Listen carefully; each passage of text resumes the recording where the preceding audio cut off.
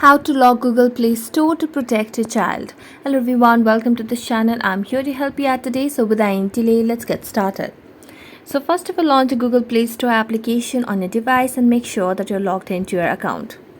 As you're logged into your account, simply tap on your profile icon at the top right corner of the screen and here select on the settings option. Now you can see under settings you have the option of family, so tap on it and select on the parental controls. Now toggle on the parental controls. So here you just have to create a content pin. So I'm going to create a 4 number content pin.